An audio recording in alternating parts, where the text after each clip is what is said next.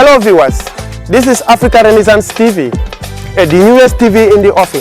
And today we are here in Gunjur to visit one of the youngest agriculturalists who by the name Omar Manjang. Omar Manjang is a student of the University of the Gambia, specializing in agriculture and biology. Omar Manjang has an orchard in Gunjur here where he plants different varieties of plantains, cassava, papaya, and you name it. He also involves in vegetable gardening. Omar Manjang is visited today to see or to hear from him what he has to say about his business, which is an agricultural production, farming. Follow me as we journey into the discussions with Omar Manjang. As you can see, this is Omar Manjang's vegetation. He grows different varieties of crops, ranging from plantains, like I said, cassava, oranges, and different other varieties. So let's see what he has to tell us. Walaikum. Walaikum assalam warahmatullah. Omar, how are you? Good afternoon. Yeah, good afternoon. How are you? I'm fine. How are you? Great, alhamdulillah. Yeah, this is Africa Renaissance TV, ARTV, the newest TV in town. Okay. We are here in Gunjur, in your farm here, to interview you and ask you some of the agricultural business, agricultural activities that you do in your farm. Okay. You know, in order to share with our viewers, you know, as one of the youngest agriculturalists here in Gunjur. Okay. And I want to believe that you are also the National Assembly member or the National Youth Parliamentarian for your constituency. Also a university student and a teacher as well. But this time around, our interview will center on your agricultural philosophy. Yeah, exactly. So, Omar, can you introduce yourself to the viewers? Very good. Thank you very much, Bakari, for having you in this beautiful garden. People like you, definitely, ever since this is our interest to see people, to see the visibility in agriculture. So I am Omar A. Manjang. I am the National Youth Parliamentarian for Combo South, equally 4th-year student of University of the Gambia, studying agriculture and biology. And then with all these other things as well, I'm also a teacher at Technical Upper and Senior Secondary School, which is at Burkama. So basically, I'm very happy to receive you here. And then here I feel like home, and then anything that you want to ask, provided that I have the knowledge, I will also answer to that fully. Thank you very much, Omar. I wanted to ask a lot of questions. Good. You know, you take us around to see how, you know, what are some of the plantains you have or the plants you have in your orchard here. There you go. Welcome. Thank you very much. Start with. Okay. We have what you call lemongrass. Okay. This is what you call lemongrass. All right. Lemongrass, it belongs to the same family with the elephant grass. Most of the time, if people see this, they will associate it with elephant grass. So it has so many ecosystem services. Okay. One, it's starting from the nutritional value, coming down to the environmental friendliness, and equally the medicinal value. Okay. So all these things plays important role, and then one of those roles in terms of medicinal value, it has anti-cancer properties. It also has it is rich in antioxidant, and the list goes on. And then if you come to the environmental uniqueness or the beauty, it's easy to grow, and then with one tuber, you can see it will replicate and then grow to a bigger one. So the monetary value as well is this is processed for tea, and there are some companies in the Gambia here that are doing well.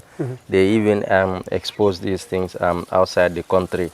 So all these things is about it, and then I believe before you go, you also have your tests about it. Okay, no problem. So do you normally sell it too? Yeah, I sold it in backwise, because I will if you even have a test, you will get to the feeling that it has a very beautiful taste. Okay, I sold this into the local herbal tea processors. Those people will get this and then dry it and then package it and then sell it even internationally. So it's a very good area, and then its maturity is within a month. You can start harvesting it. Good. You can come in as well and see the other parts of the garden. Yeah. So here comes to the This eggplant. the starting point for the garden. Okay. We started everything here. This is what you call the eggplant. This eggplant here, we started this in December, but the nature of the eggplant, it grows. That's the reason sometimes they are considered as plant, because they are not as those tuberose or that small other vegetable. So therefore, with this, we started with this, and then this has pathways for expansion. So this is the eggplant, and then every 3-4 days you harvest it. Okay, in fact, as I'm speaking to you, there are others that are due for harvesting. Yeah, you can see them like this. They are due for harvesting, and then equally the market is, for now, is a beautiful one for this one, because in those days you have a pan full that you just sold it to $150. But now, for the fact that during rainy season, some of the vegetables do not do well, so these ones has that advantage to get a good price in the market. So we also grow bitter tomato in this end, but for the bitter tomato, they are pest loving. So for that being the case, many of them will not make it, and when there is a lot of water, rainwater, it disturbs them. So you can see they are still flowering and stuff like that. But equally, I'm also disturbed by pests, and you can see these pests. That is the white flies here. You can see them. So that is also affecting their fruiting and then stuff like that. I'm not encouraging people to use chemicals, yes, because chemicals, they also come with their own disadvantage. Even the agriculturist himself, in fact, the life is at threat using some of these things. So we advocate for organic farming. Cassavas also? Cassavas as well. We have cassavas. We have 2 types of varieties here. We have the this red variety is called the gari. This is what is processed into gari. And the tuber with this white type is different. So therefore, this one, in fact, in terms of the bigness of the tuber, this one will do well than this other one. And there's nothing in this that you can be thrown, because for now, you can use these new leaves to process or to organize, or what you call plazas and everything. So here, I have access to so many green leafy material. So Fridays, normally, this is what we use to cook. Either we have the option for the moringa, or we use the cassava, or else when we go further, you will also see the potato. We also have it here. So we have the option to cook what do we want to So use. you only cook that on Fridays? So Fridays are for leafy vegetables. Okay. And then next again, here we are also doing upcycling. Upcycling here, things that are discarded in the community, they keep, because if you look at this container, this will harbor or contain water, and this water will be breeding ground for mosquito. So we go into communities collecting some of these things. Sometimes people see differently. You dress smart, and today you dress poorly, and you are now looking into the community, picking some of these things. And if you don't ask, you will touch somebody who is abnormal. So we will pick this and then also try to grow agricultural produce there. And equally, this will enhance the food security and equally to improve the outlook of the environment. So you want to bring fashion into agriculture. Imagine if I have the suitcase of briefcase and handling it like this. You take a picture of it. It's a very beautiful one. Anywhere I can carry this. So all these things, we want to ensure that we bring that beautiful part of agriculture that can serve as a fashion work like good. Good. Fantastic. So then we also have another one. This is a mint. This mint also we use discarded tires to grow. But this meant for the fact that this time around they don't do well, because mints also they have affinity to they don't need too much of water, more especially rainwater. So that's the reason a time like this most of them are not doing well. So therefore, other than that, they have this opportunity to grow very well, and then you can use it for so many functions and stuff like that. Yeah, good. So we continue. Yes. This is papaya.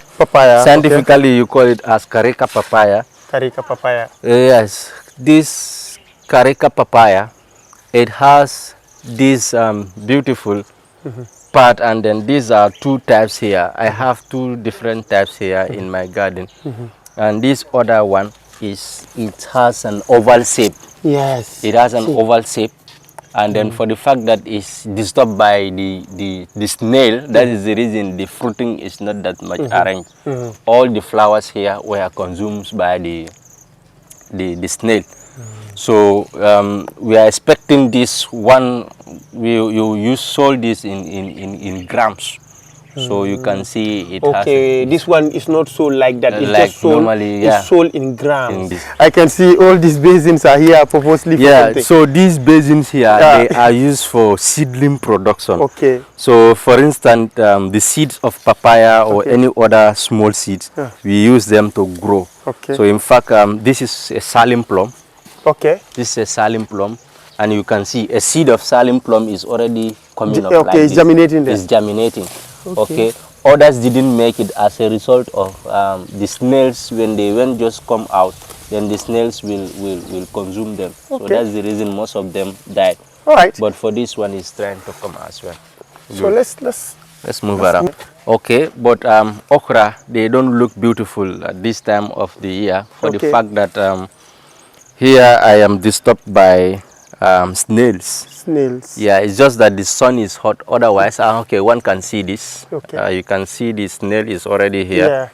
Yes, in fact, when you look around, you think these are leafless okra, but all these leaves are consumed by these snails. So we all know the importance of photosynthesis. So what do you do with these snails now? We pick them, and then of course now we have an advice that we can also grow these, and this can also generate economic gain. But that also need another special attention. They are my biggest enemy. Almost now it's time for okra production, cucumber production, but we cannot do well because of their destructive nature. Yeah, very well. No problem. Let's move on. So what is your source of water? In case of there is no rain, how do you normally water your plants? I have a second source of water. That is this well. This is the well I am using for agricultural production. Here we all know water is very important in any agricultural production. So this well came as a result of my produce from cash cropping. There is this particular year when I got much profit from the cash crop.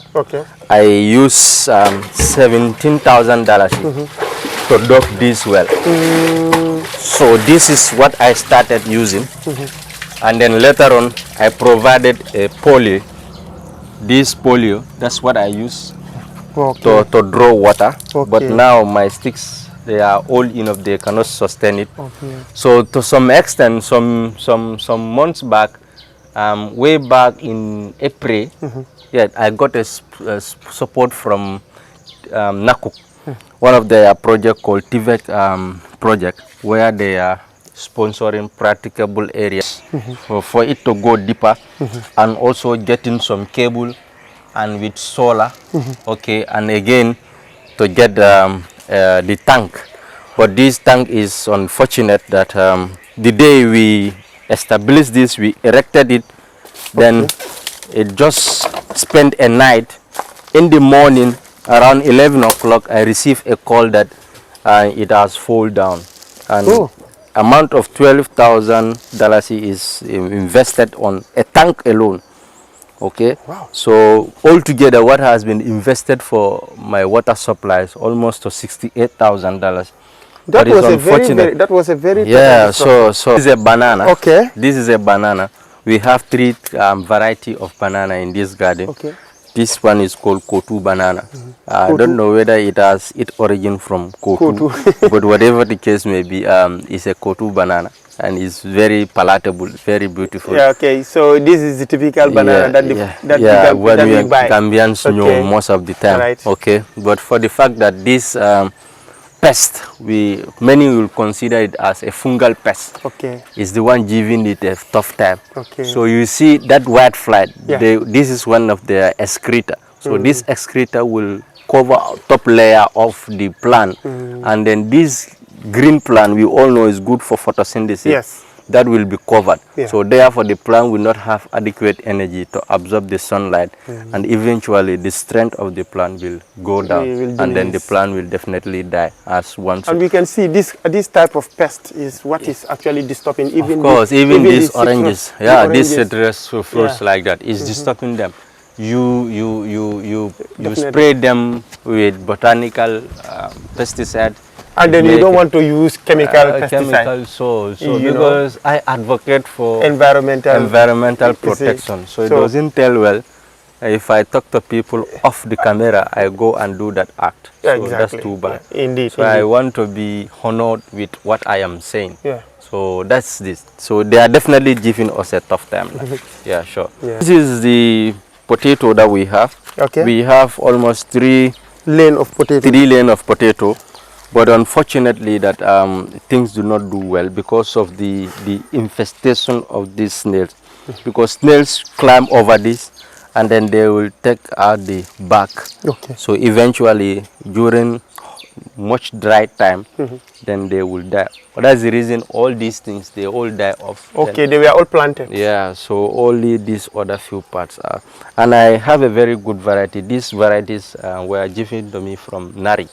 Okay. So they spoke about the beauty and then the nutritional value which it has over our indigenous one. Okay. So hoping that when I grow this in large quantity, I can allow people to come and have it, and then also improve my nutritional status. Unfortunately, it turns to be like this. Yeah, that's how it comes. Okay. Then this other part we have spring onion. Okay. These are spring onions. Okay. Yes, we have different types of onion. There are tuber onions and there are spring onion.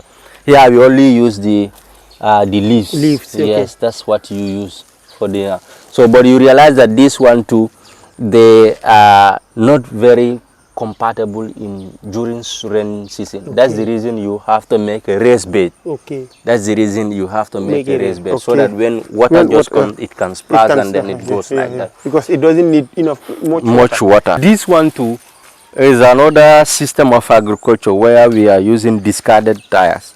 Okay. So you can see this is from a so you can see this is a tire. Okay, these are two tires placed on each one. I collected this in communities and they are giving people, they block the ways. So I saw this, I said let me bring them to my garden and grow a cassava. Who knows, in fact it's very beautiful to harvest this. It will be very beautiful, yeah. If you want to harvest this, it doesn't require that too much of labor. You shake this, you will just cut the stem, you shake it, then you take it off. The other one, you hit it, you shake it, you take it. So now you can even barely see the tubers. Whatever you want to cut, you just cut that one, and then you find a way. We want to bring that fashionable part of agriculture to people. We realize that Gambia now, fashion is our #1 key.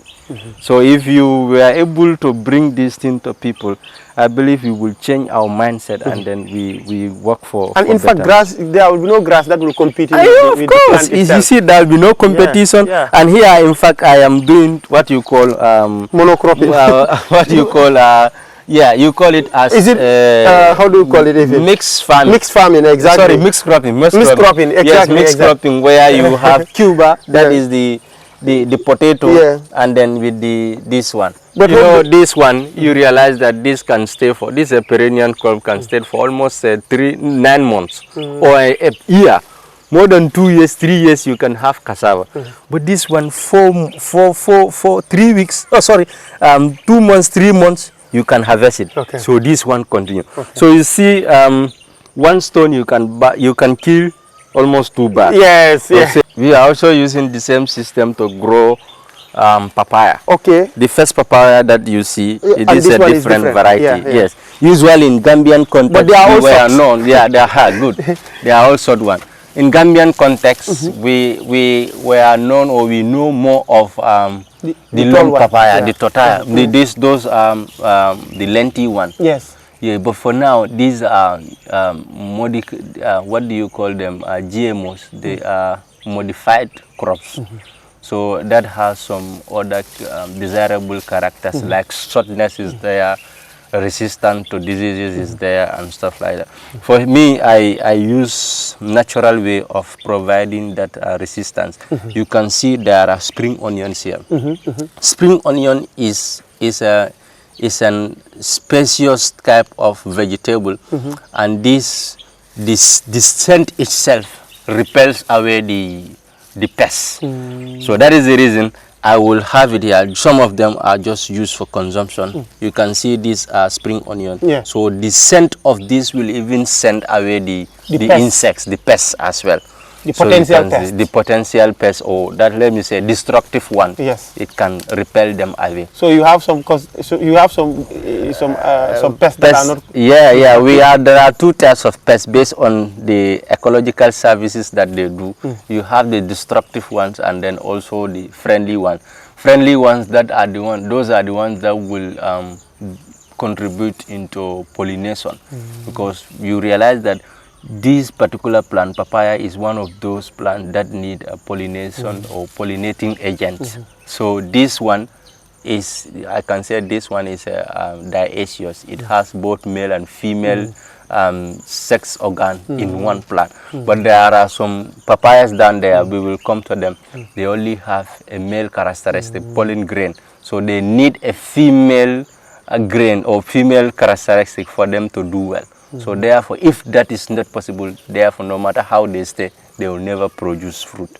So that is the beauty or unique thing about papaya. Some of those pests. Okay. Yes, this is just the end of year maize here. Okay.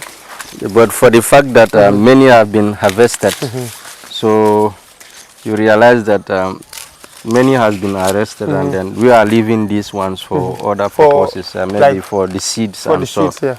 Yeah, so equally, this is also good for production. You can you can have flowers from this. You can roast them, or you can even boil it.